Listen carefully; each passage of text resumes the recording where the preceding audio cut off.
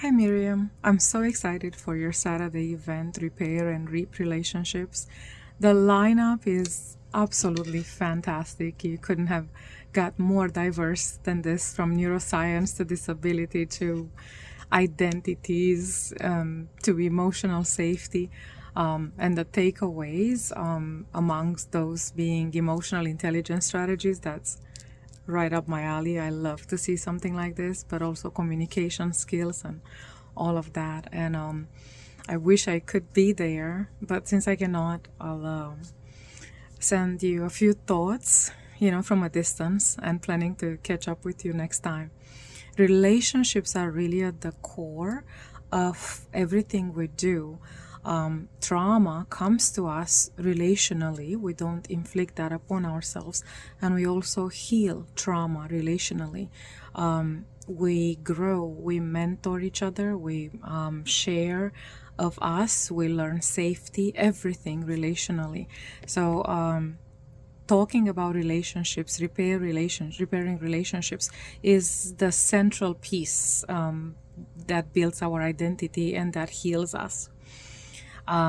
The quality of our relationship, some of the points that I wanted to make in support of your event, is the quality of our relationships is limited by the conversations we're afraid to have.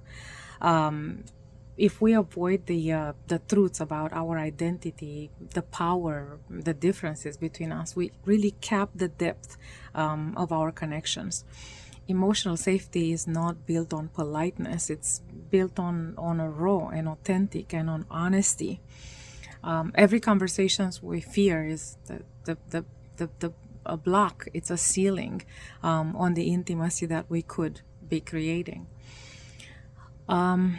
Silence does not lead to connection. Silence just protects comfort.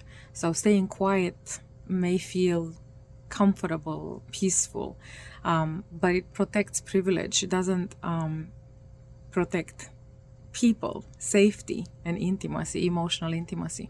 Real connection really requires risk. And when we prioritize comfort over truth, we end up alienated, even when we are amongst people. We feel alone. Naming things, labeling things. Authenticity is a very powerful piece. If we don't name what comes in the way of that interaction, we can't address what's broken. We can't heal what's missing or what's broken between us.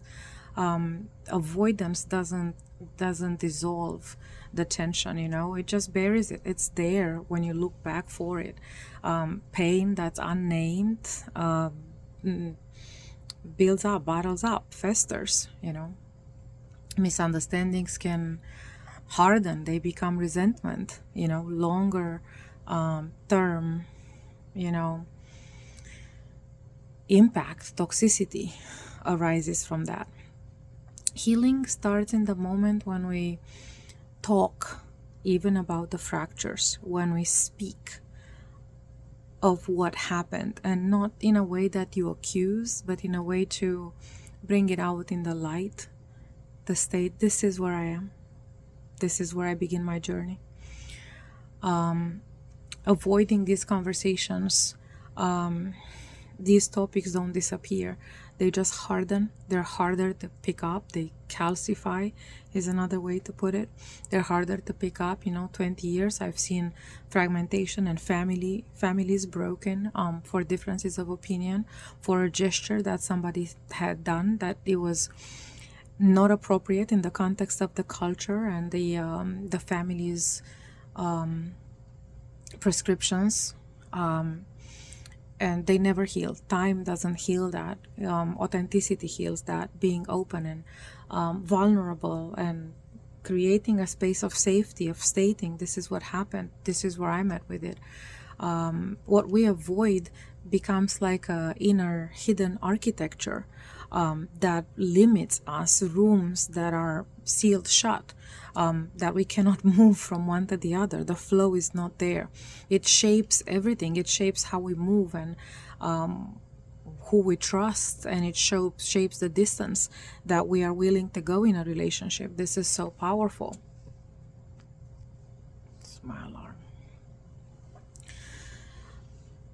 Misunderstandings harden and they become resentment, and things that are unspoken don't dissolve over time. And I always say the only way out is through it.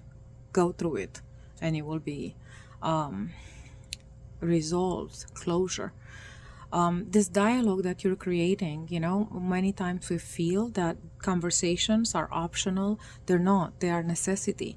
Bringing things out in the open, being able to address them, being able to be honest and vulnerable with, here's where I am with this topic, is the first step to healing it.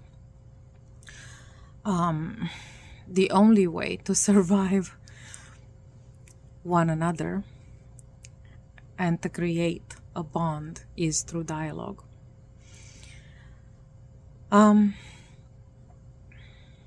Yeah, I think about many divided homes and workplaces and communities.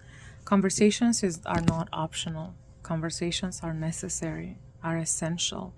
And I don't mean, in reference to a dialogue that's rather performative, that uses labels and specialty wording to state something. I mean that authentic dialogue that speaks, here's where I am, and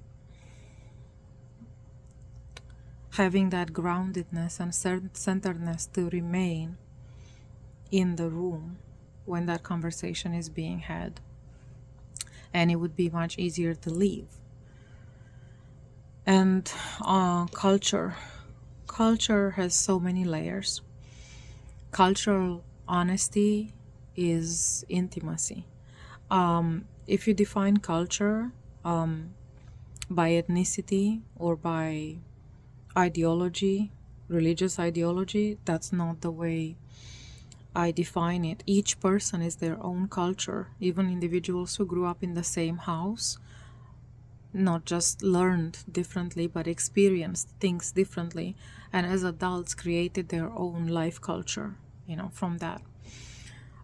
Culture is true intimacy, and talking about anything that is piece of the culture. Race is a piece of culture, privilege is a piece of culture, gender is a piece of culture, disability is a piece of culture, belief, in a way that's not confrontational. It opens relationships, it creates relationships. To have that stance, that I'm safe, I trust you enough to tell you the truth. That's where it all begins. It creates space, for both of us to be authentic and to be whole in this. And it's not division. That's where this sense of belonging with each other starts. That's where a relationship is formed, at that level of safety and of intimacy.